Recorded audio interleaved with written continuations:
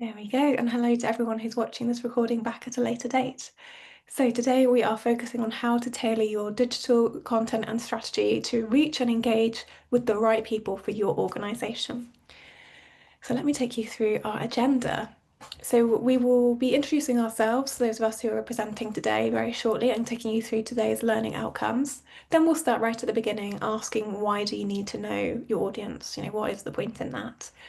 Then we'll share how to do that, how to really understand your audience, how to collect and use audience insights.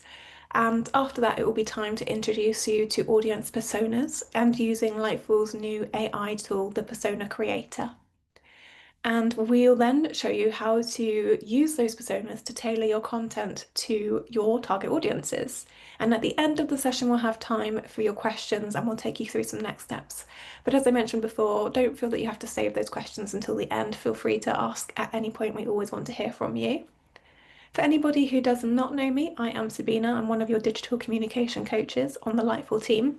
I've been at Lightful for about 2.5 years, and before I was here, I worked in nonprofits in the UK, most notably for 12 years at the National Trust. And whilst I was there, I was working in all areas of digital marketing, communications, so really understanding who our audiences were, which platforms we were reaching them from, and what kind of content resonated with them was so important. So really looking forward to diving into today's topic. It's not just me though, I'm also joined by the lovely Svetlana, so let me hand over to her. Thank you, Sabina, and hi, everyone. It is lovely to see all these introductions in the chat. So my name is Svetlana. I'm also a digital communications coach, just like Sabina. And also just like Sabina, I have had some experience working in the nonprofit sector.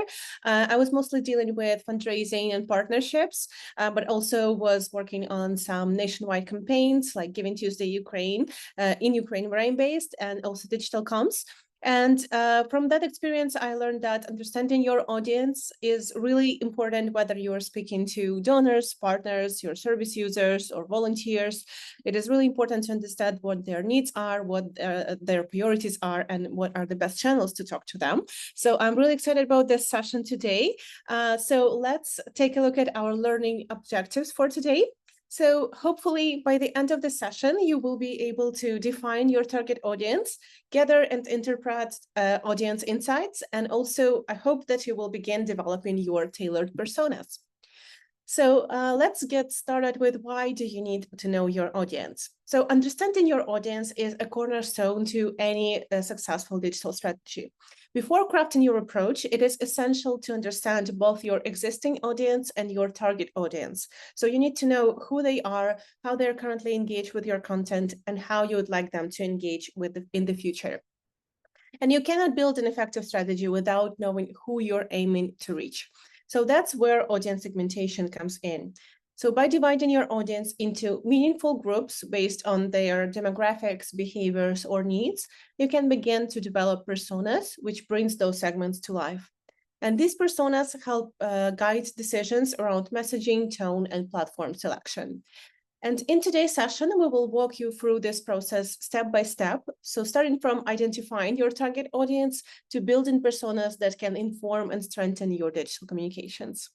And every organization and this masterclass today can improve how they engage with audiences online. So that's why we're here. You may already have shared powerful, well-crafted content, but even so, I'm sure you have experienced sometimes when it didn't land the way you hoped. So maybe it didn't reach the right group, or perhaps it simply didn't spark the interaction you expected.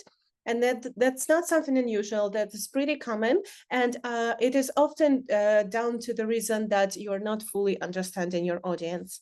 So understanding your audience is the foundation of strategic communications. When we understand who we are speaking to, and we can tailor our content to meet their needs, their interests, motivations, and communication preferences. And this makes our messaging more relevant, more useful, and ultimately more effective. So when we deeply understand our audience, we can meet them where they are with the content that truly resonates. And just before we move on, we have a couple of quick polls to ask you. So I will launch the first poll for today, just to ask you a couple of questions. And the first one is whether you know who your target audiences are. So please let us know whether you have a clear understanding of your audience or if you're not sure who your audiences are yet. And the second question is asking you how confident you currently feel about understanding and communicating with your online audience. So I can see some of the first votes coming in, and I can see that all of you so far have some understanding of your audience, whether a good one or just some basic understanding of your audience, which is great. So you already know who you're speaking to, but are willing to learn more about your target audience, which is great. And as for confidence, I can see that it is around the middle. So some of you feel more confident, some of you feel less confident, which is completely fine, as we will talk about some ways and approaches you can use to better understand your audience. So I will leave this poll up and running for a couple more seconds, just so everyone has a chance to vote. And now we just have another question to you. So please go to slido.com or scan the QR code on your screens to answer this poll and let us know who you're trying to reach online. So who are your target audiences? So whether you are trying to reach more individual donors, for example, or maybe volunteers or people who are attending your events, for example, let us know whom you're trying to reach. I can see some participants are typing already. So if you'd like to join this, you can go to slido.com and enter those numbers that you can see on your screen, or just scan the QR code with your phone or any other mobile device.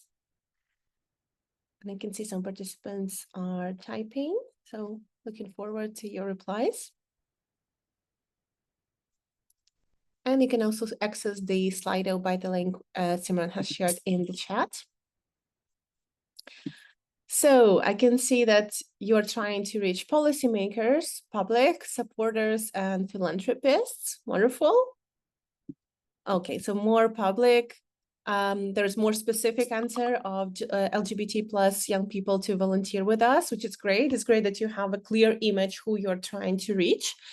New and current service users, policymakers, parents, teachers, decision makers and foundations, wonderful, women and girls in communities, wonderful, journalists as well. So it's great to have this really clear image of who you are trying to reach. So who you are trying to speak to and what kind of message you are trying to deliver to them. More allies, event attendees as well. Wonderful. Thank you very much for sharing, everyone. This is really, really helpful for us to understand. And I can see also Core has shared in the chat that you're trying to reach more service users as well. Great. Wonderful. Thanks a lot. So now let's move on to what is a target audience. So a target audience is a specific group of people you want to reach. And they're typically the ones that are most interested in your cause and likely to take the actions you want. So whether that's donating, volunteering, or using your services. And your target audience shapes your messaging, the platform you use, and even the timing of your outreach. It is important to just stop and think about who your target audience is, even if you think you already know, because your audience can change over time and from digital platform to digital platform. So as your organization evolves, your audience can evolve as well. And as much as we would like to be able to reach everyone, your target audience cannot be everyone. So you cannot target everyone with bespoke content and communications. So you need to get specific and think about how you can use those key characteristics of your target audience to improve your messaging, and also which platforms to use and where to target them. So if you are unsure of who your target audience is, a great place to start is by revisiting your goals.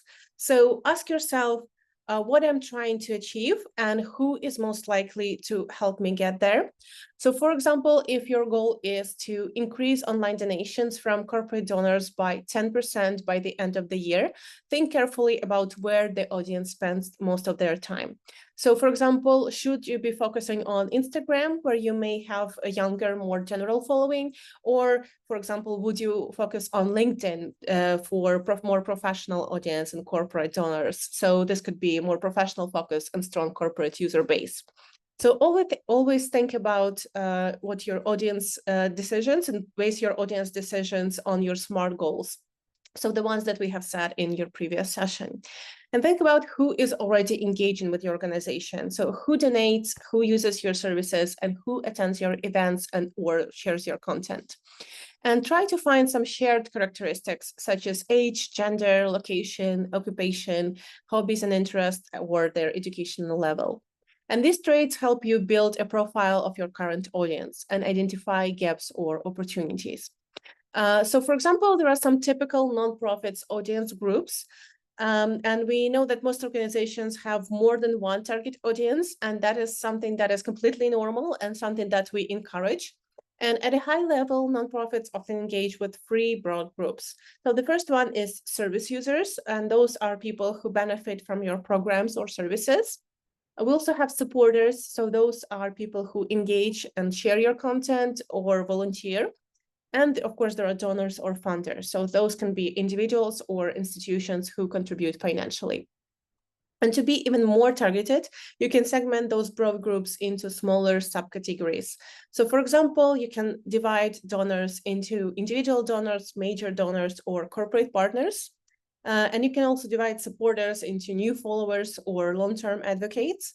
And for service users, that could be based on age, location, or specific needs.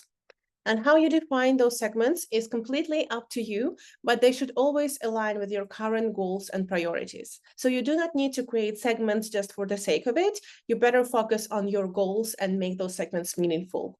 And you will also want to do some light research. So whether that's through analytics, surveys, or conversations, to better understand who is engaging with you now and who you would like to reach in the future. And remember, you do not need to have just one target audience. Your audience will likely evolve over time as your organization does as well. And as your organization goals shift, so should the audiences you prioritize. So for example, you can focus more on corporate sponsors this year, or you would like to focus on individual donors, for example. So audience understanding is not one and done. It is something that you build, refine, and visit regularly as your organization changes.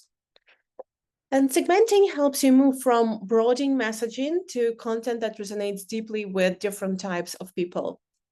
So you do not have to stick to those three segments we just went through. Maybe you don't have any donors or service users yet. You can segment your audience groups, however is most suitable for your organization. So you might decide to segment your audience based on demographic. So maybe that is based on their age, their gender, or income or occupation. And again, you will need to think how your communications will be tailored for each segment you create and how this will link back to your overall strategic goals. You might decide that segmenting based on geography is better suited for you. So if you offer services in different parts of the world, you can segment your communications for each region, or you can even segment them within each region of your country. So you can research which platforms are most utilized by each region and make sure that you tailor your content to the audience group living in that region and using that platform. You can also use a psychographic segmentation if you want to segment your audience based on their interests, lifestyle, or values. So maybe you offer volunteering opportunities to different projects that you're running. So evaluate what interests and values the people who would take part in each program have, and tailor your content based on your findings. And finally, we have behavioral. So now this is based on consumers' previous behaviors with your organization.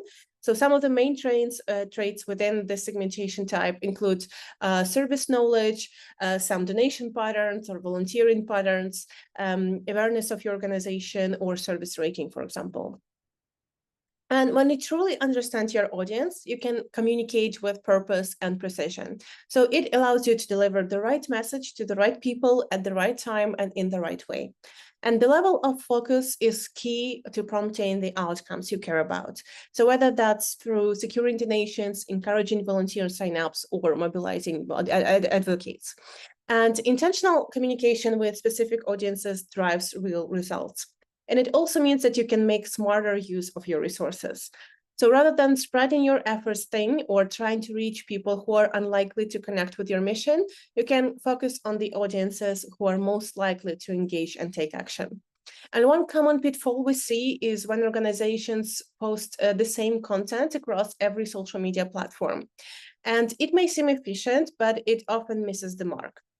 Because your audiences on each platform are often quite different. So, for example, LinkedIn users may be more professionally focused and mission-driven, while Instagram users might prefer emotional storytelling or visually engaging updates.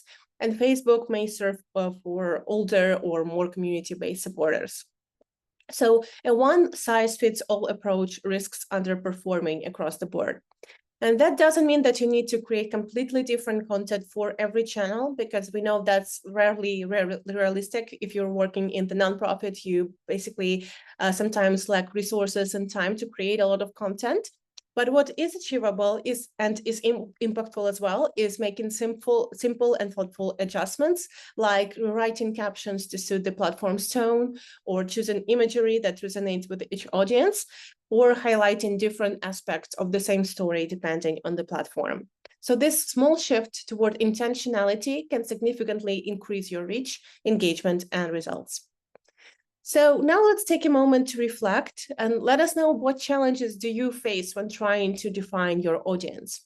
So let us know in the chat, or feel free to raise your hand and come off mute and share.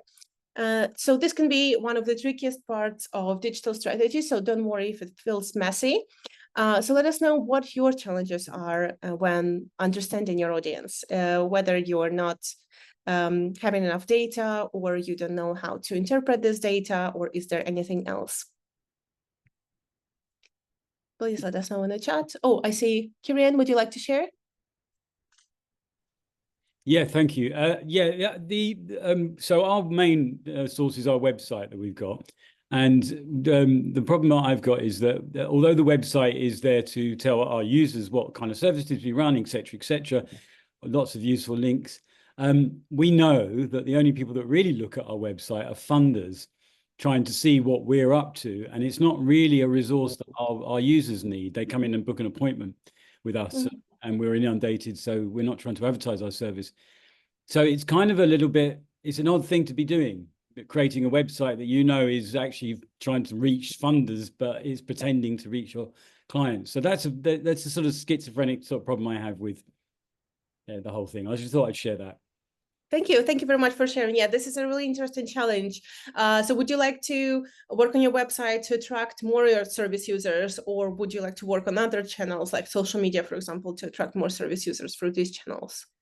We don't have a problem getting service users. We have to keep people away, really. So we're very small campaigns increase our numbers when we need to, but that's usually actually not digital at all. It's posters in clinics, and people write down the number. It's the most effective. So yeah, our website is purely for funders, but it can't look like it's. Yeah, I see. It would be also really interesting to get a look at your website and think of maybe how to shape it better, and how to maybe like ask your service users to use other channels, like how to direct them to other channels, and how to make your website look like it's serving different audiences, but also to be clear for funders. So if you would like to discuss that in more detail, feel free to book a one-to-one with us, and we're happy to discuss it in more detail. So thank you very much for sharing. Thank you. I also can see that Core has shared that in terms of writing format, would the content be structured in a form to factor mention each segmentation? I can say that Simran has already answered, so you can alter your content to fit different audiences, and you can keep your tone of voice the same, but change just some approaches on different social media, and try what is resonating most with each of these audiences. I can see Mumta has shared that you have different types of audiences interested in different aspects of our work.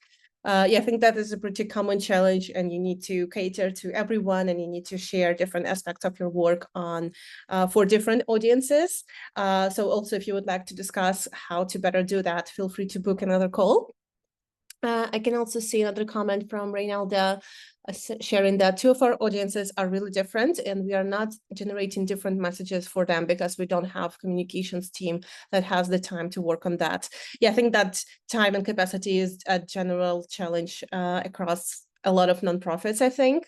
So also if you would like to discuss how to better share those messages for each of those audiences, maybe you could try different social media, or you just think of how to deliver these messages, feel free to book a one-to-one, and we'd love to discuss that in more detail as well.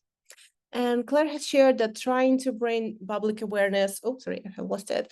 Trying to bring public awareness, educate on the issues, provide support to communities, and get the attention of policymakers and look positive to funders. So you also have a lot of different messaging and different goals that you have, which is great. So yeah, we can also discuss how you would like to bring this all together through your digital channels, and how to share all these messages without losing consistency and authenticity. Thank you everyone for sharing your challenges. I can see also different literacy levels and accessibility needs. This is also a really interesting challenge. I think we also have a really great course on accessibility, so we can share it in the chat. I can share it in a minute.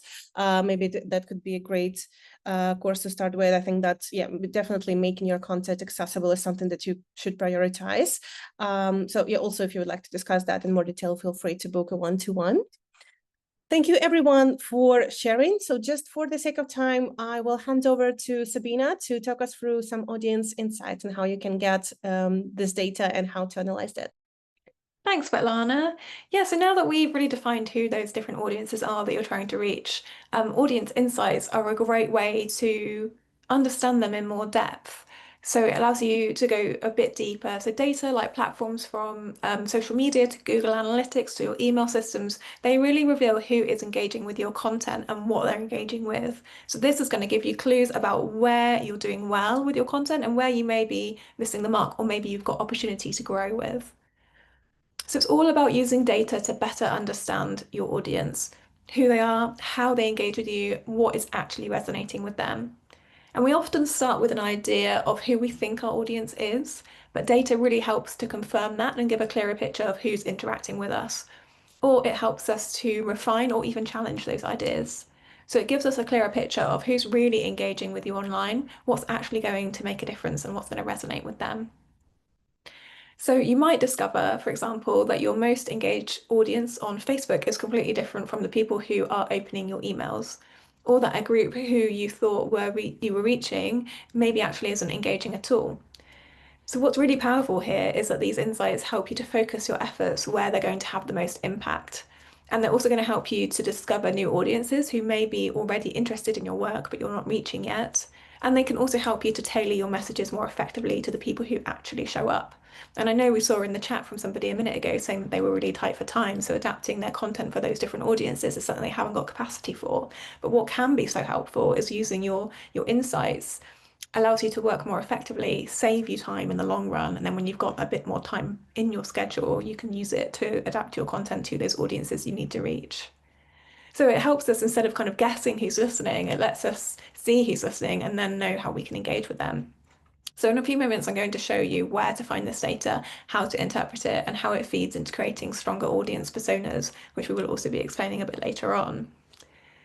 So to start putting all of this into practice, I really encourage you to explore your audience analytics over the next few weeks. So even for perhaps if you just have got one platform like your website, or you're just on Facebook, if that's all you've got access to, there's going to be some great data on there. So start there. And this is going to help you to build that clearer picture of who is engaging with your content and how that compares to the audience groups that you want to engage more in the future. So perhaps it might fulfill exactly what you thought you might see. So maybe, okay, you might find out that your Facebook followers are in an older demographic, and maybe you want to reach a younger audience group. So that really helps you know just who you are, who you're reaching, and what you can do differently. Perhaps you might want to focus on a different platform that has a younger demographic, just as a theoretical.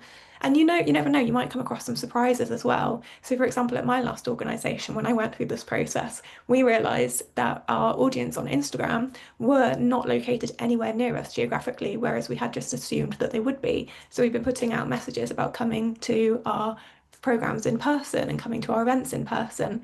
When we realised that on Instagram our audience weren't located to do that, we could adapt our messaging to be more about how they could support us from a distance. And if we were doing anything to try and reach people to come in person, we would do that on Facebook, because that's where that audience was located.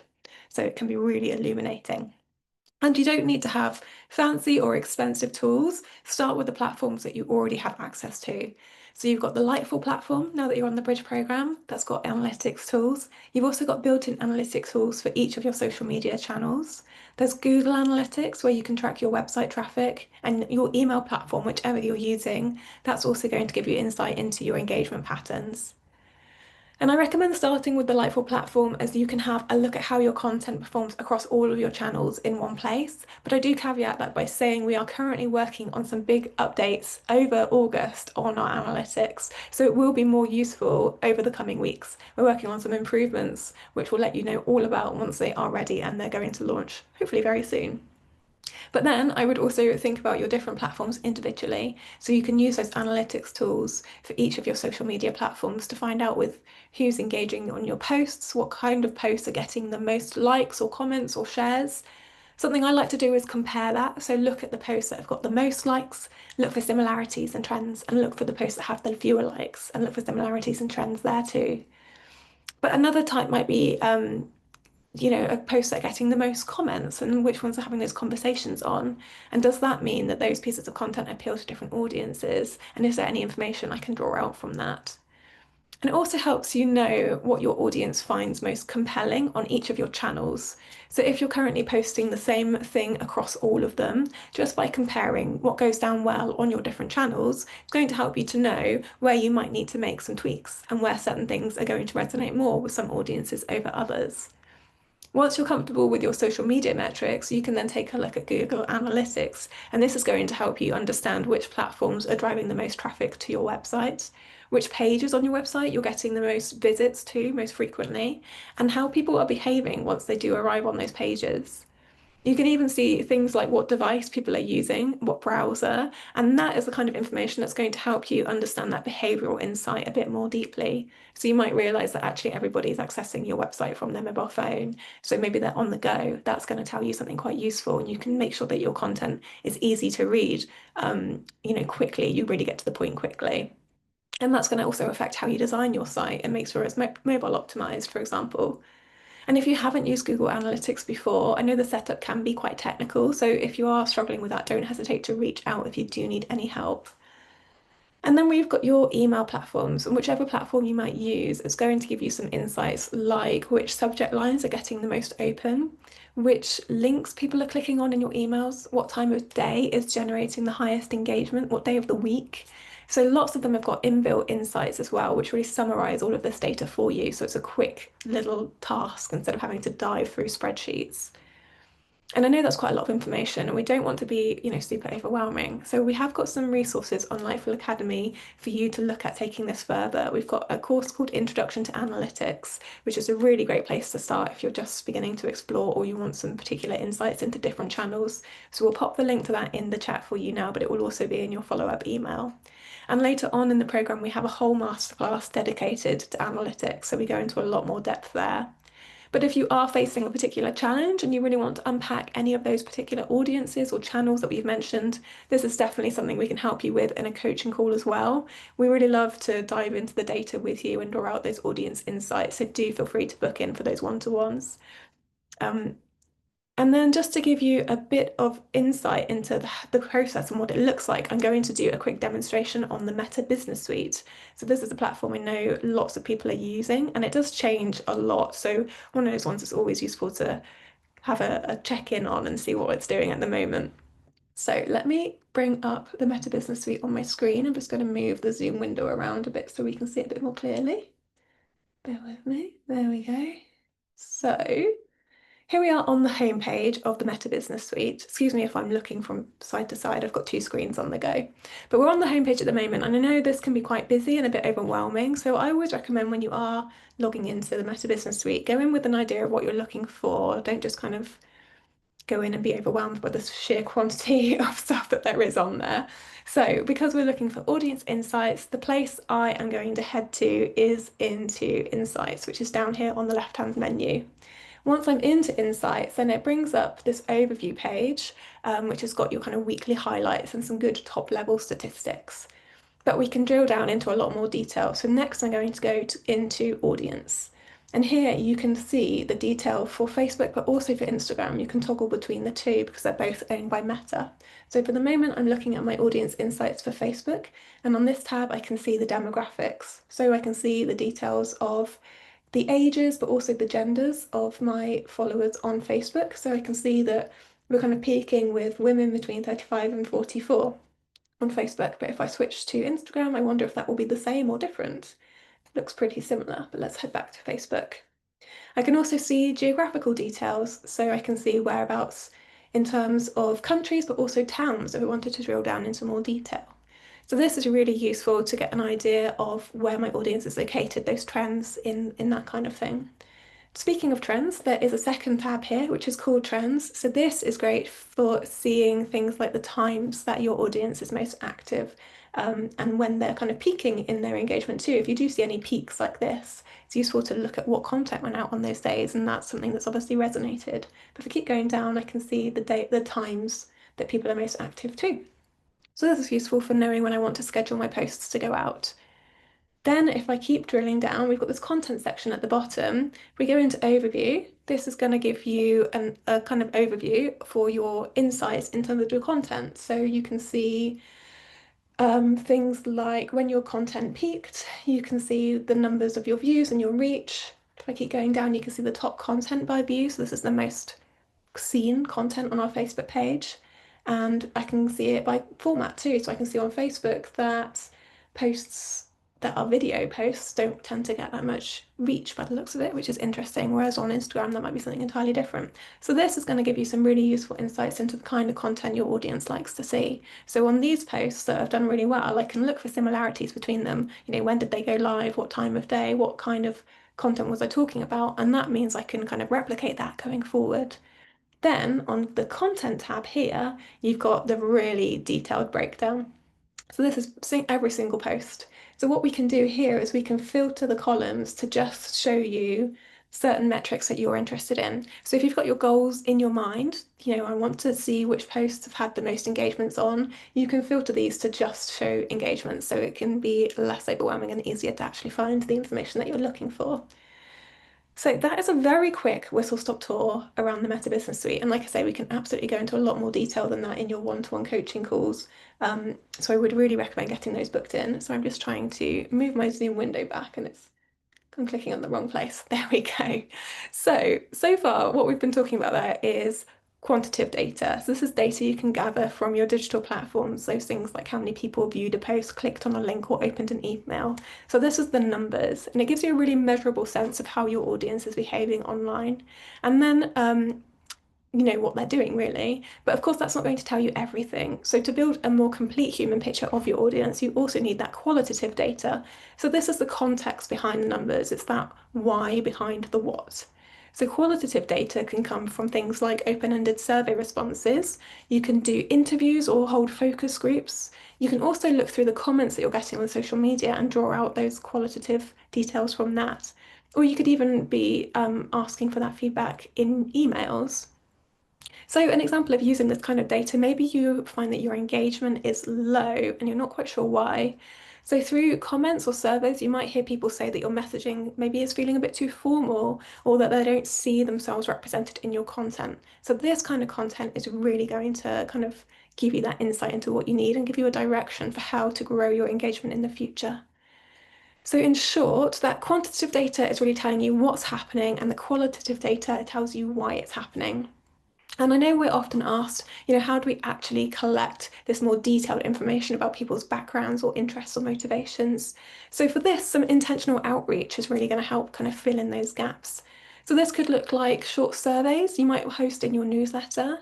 You can even add in a kind of optional questions onto your donation page or your sign-up forms. This could be just a free text box that people can add details to. Like it can work really nicely on your donation page when people leave short messages about what they wanted to donate for, you know, what was that motivation behind making a donation. This is actually going to be a huge wealth of information for you about people's motivations, what prompted them to make a donation in the first place.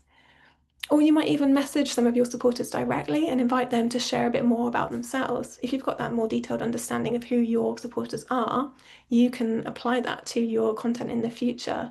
What motivates your current supporters is going to hopefully motivate people like them in a wider kind of way. So over time, these small insights really add up and they help you to refine your understanding of who you're currently reaching, but also give you that insight into who you want to reach and help you tailor that messaging in the future. So once you have gathered your data, the next step is really important, and this is interpreting what it is actually telling you. Because it's not just about having those numbers. You don't want to just have your spreadsheets and be like, right, I've ticked that off the list. It's about turning those numbers into insights, and to do that, it's all about asking yourself, so what? So what does this data mean for your organization? And what is it telling you about your audience's interests or their behaviors or their needs? And most importantly, what do you need to do next based on these insights? So by asking these questions, you're moving from kind of simply observing those trends to using that insight to inform your digital strategy. So I always start by looking at your best performing content. So maybe when we're thinking about your social media posts, grabbing your top 5 social media posts in the last quarter, looking for things that are in common amongst those. Or you can do it with your emails. So with your emails, what's been in common? Maybe it's your subject lines or the times they were sent. Or maybe it's something like the topic or the tone or the visual style or the format. All of those things can be really useful insights. These patterns are really going to offer you those clues about what your audience wants to see from you. Then also look at the lower performing content, the things that don't resonate with your audience. Don't just ignore them, because that's going to be telling you something useful as well. You might see what's missing, or maybe there are certain topics that you're sharing that are just kind of falling flat. Or maybe you're posting too frequently or not at the right times. If you're sending an email to let's say grandparents, sending it at like 11 a.m. on a Tuesday, maybe not the best time to reach them. You might want to think about what's going on in their lives, when's going to be the best time for those emails to land in their inboxes. Basically, all of this is helping to build a clearer picture of what's resonating and what's not. And the goal here is to not guess, it's to really respond with intention to what your audience is telling you through their behavior. So we'll use these insights to tailor your messaging and think about how we build some audience personas. So we're going to be talking about that now, and I'll hand you to Svetlana to talk us through what personas are and how we use them. Thank you, Sabina. So now let's bring all this data that you have collected to life by looking at how to apply this insights through the digital strategy tool called Personas. So after researching and gaining insights into your audience, you can create these personas to deepen your understanding of who they are. And personas allow you to enhance your content and communications, enabling you to effectively reach and engage your target audience. And this process involves narrowing your focus rather than trying to appeal to everyone with every message, allowing you to realistically identify and connect with your specific audience. But before we move on to what personas are, I have just a quick short question in our poll to ask you whether your organization already has existing audience personas. So it's fine if you do not yet have personas. That is completely fine. And I will talk more about how to create audience personas in just a second. But we are just curious if some of you already have audience personas and if you're using them to guide your digital strategy. So I can see that the majority of you currently do not have personas in your organization, which, as I said, is completely fine, as I will talk you through the process of creating one soon.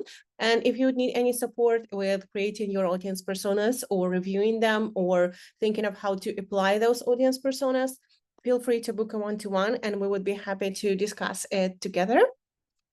So let's move on to what a persona is actually.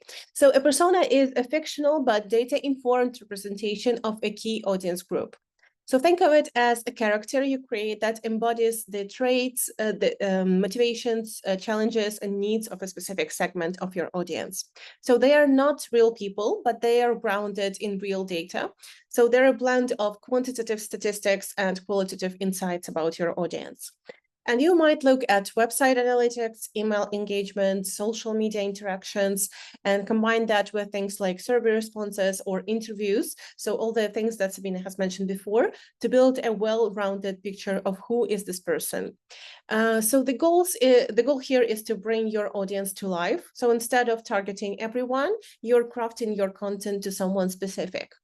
And as you build out your persona, you will start to uncover what motivates them to engage with the organization, what barriers are that are stopping them from taking action, and how you can communicate in ways that are relevant and meaningful to them.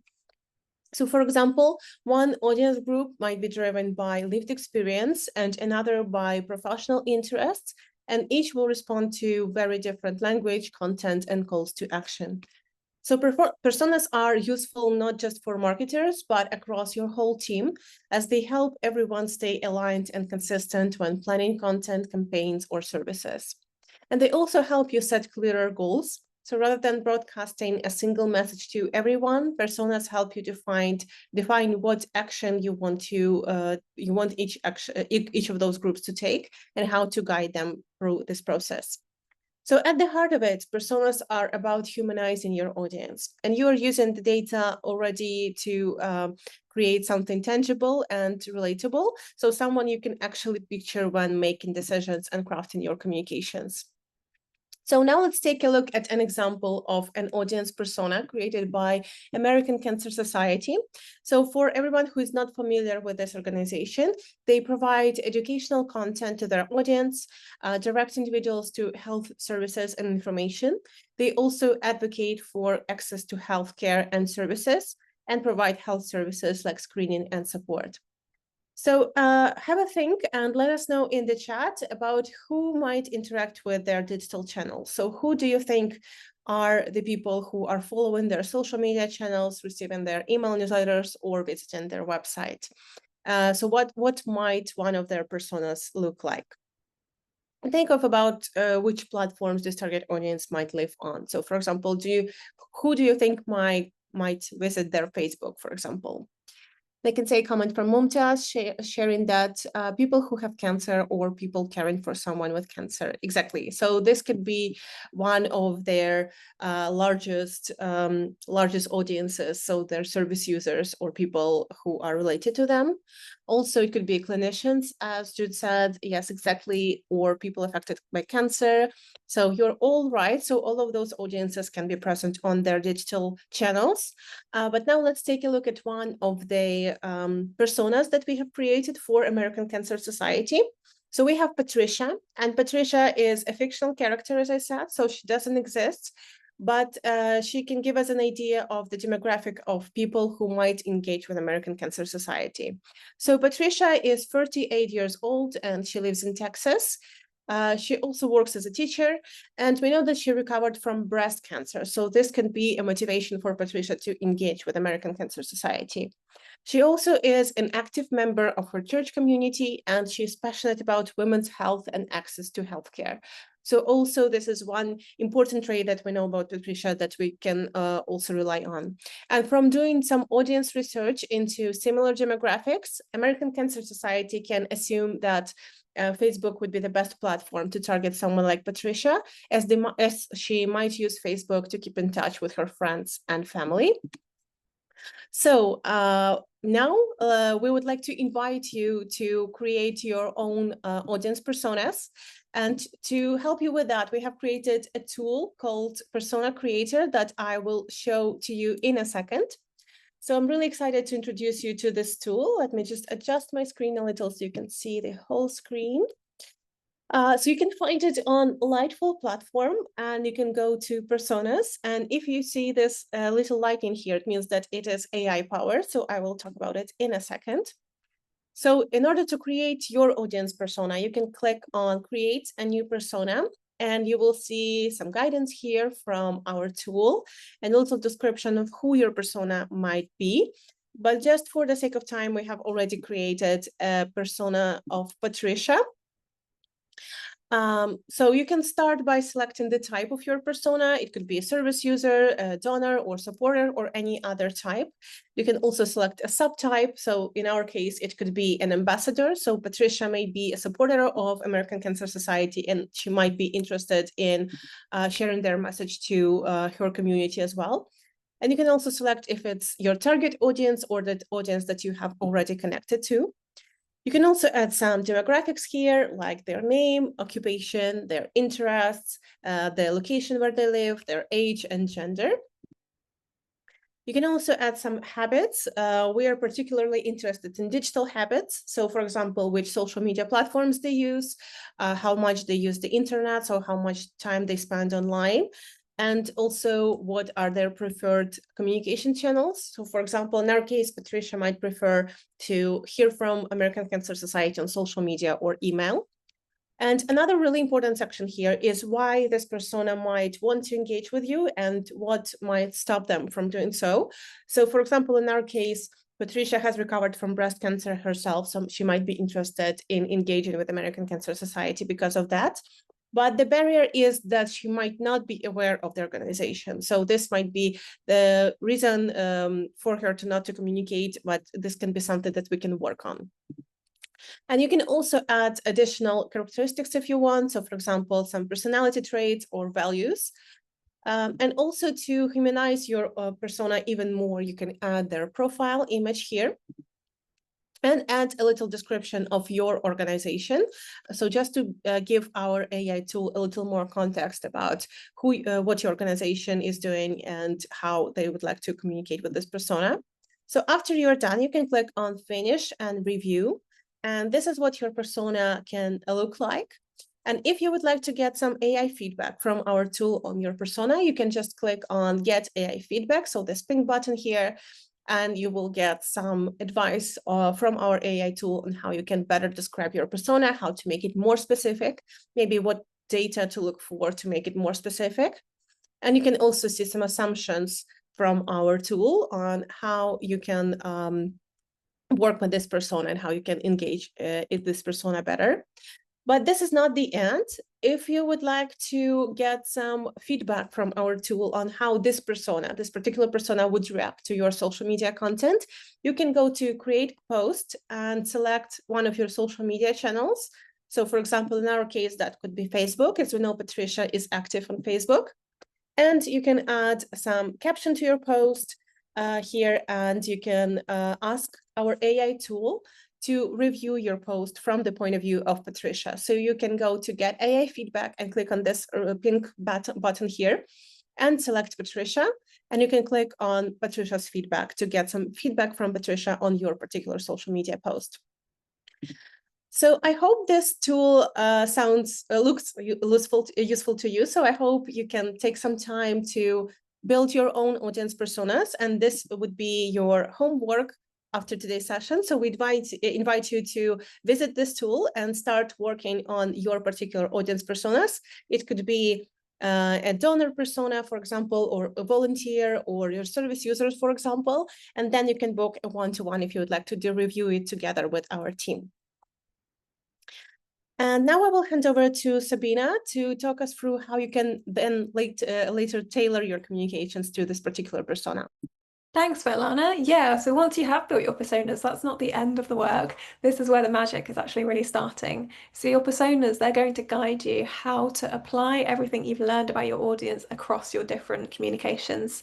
So this means thinking carefully about which channels you're using, the types of content that you're creating, and the messages or the asks that you're putting out there, and whether all of those things still align with your audience's needs and preferences now that you know them deeper and you've got those personas created for them. So you can think about, are you currently set up to succeed and engage them, or do you need to do any changes to how you're doing things? So those strong personas are going to help you to decide not just what to say, but where to say it and how to say it as well. You know, you could think, should this story that you're working on be shared as an Instagram reel or an email update or a homepage banner? Where are you going to best put it to reach the particular persona that you're trying to reach? So if we revisit that example of the American Cancer Society and their persona, she's Patricia, she's 38, she's a working woman and a parent. So they could use Patricia as a sense check for content planning. You know, they could think, would Patricia find this content interesting and useful? Is it going to be scheduled to go out at a time that she's likely to see it? When's going to best fit into her life? And is it appearing on a platform that she is using regularly? So we know Patricia is active on Facebook from those demographics. We know, so she's probably not active on TikTok from the demographics for that platform. So there's no point in posting content onto TikTok that's trying to reach the persona of Patricia. So that's how you can kind of use it to decide when and where to kind of post your content. But we can break it down further by channel. So when you are creating social media posts, you can always just ask yourself, who is this for? Which persona are we trying to reach? So then you can keep their preferences in the front of your mind. You can think about what tone or language is going to resonate with them, what kind of visuals are going to really catch their attention, and also what format. Is it going to be a carousel or a video or an infographic? What will they respond most to? And if you've got multiple audience groups across your different channels, that is okay. That is, in fact, an opportunity. You can tailor the same core message just slightly differently across your platforms, making your content more effective and your channels a bit more diverse. And it's really worth remembering, knowing that your audience, this is going to help you to choose the right visuals as well as the right words. And then when it comes to email, this is a really fantastic tool for building personalized journeys. You can segment your audiences, you can really tailor your messages, and you can schedule your emails at the times that are best going to reach them. So let's come back to Patricia again. So she's a teacher, so she's likely to be in a classroom during the day. So sending her an email at 1:30 on a Thursday probably won't get opened, but a message sent at maybe 8:15 in the evening when she's winding down might be more effective. So this is the kind of insight that helps to improve those engagements and the impact. And then we've got websites. They're going to help you to reach lots of different audience groups, your partners, your service users, funders, corporates. So you can create dedicated sections or pages for each of those groups and the personas that represent each of those. So to do that well, you can use language that really fits the audience you're targeting on each page. Make the navigation really easy and intuitive, and make sure that your content is accessible and mobile friendly and up to date. And when you're knowing which personas are visiting your website, you can be really intentional in your design and your content decisions so that you're reflecting their needs. And we can show you a couple of quick examples of this in action. So here's a sponsored post from the National Trust, which is a nonprofit in the UK where I used to work. So this post is focusing on families, and it's showcasing their membership, which is basically a monthly donation plan.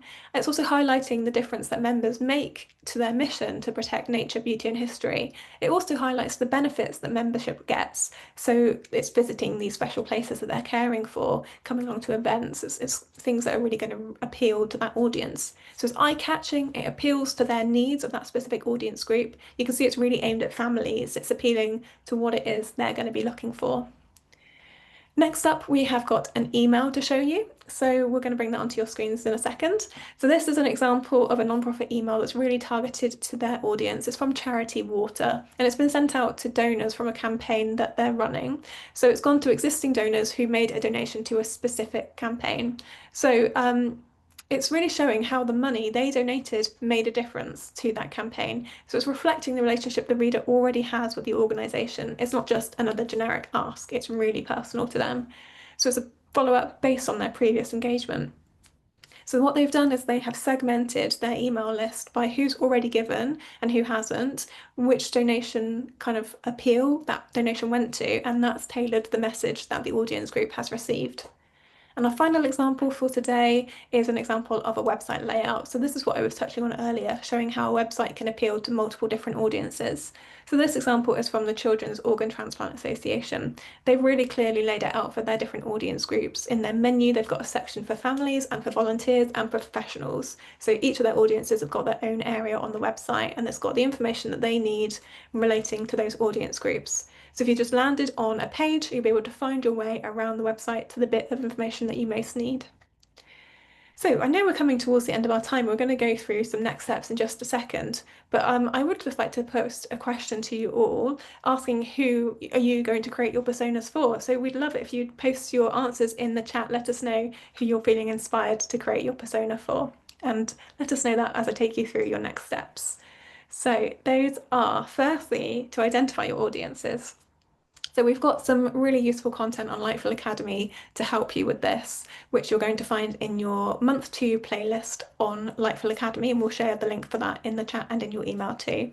So you can learn more about working with personas, identifying your audiences, using those audience insights.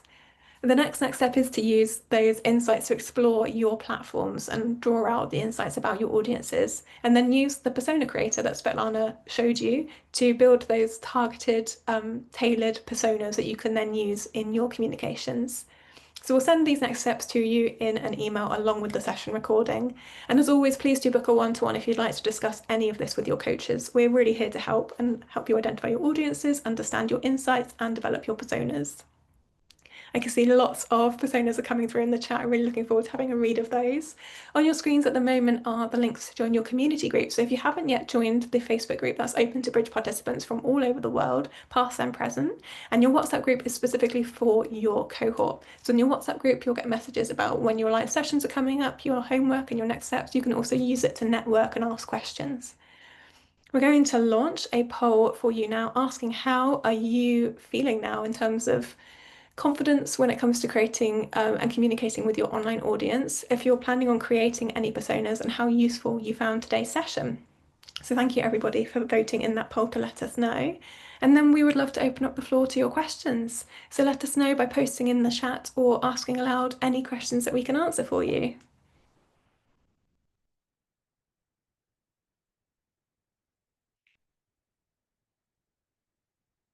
Any questions from anybody?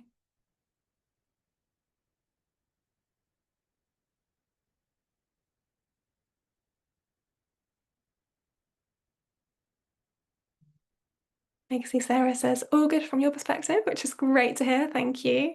And if you do think of any questions after we wrap up today, or as you're working on your personas or digging into your audience insights, just feel free to drop us an email. You can see that email address on your screens at the moment. It's support@lightful.com, or drop us a message in the WhatsApp group.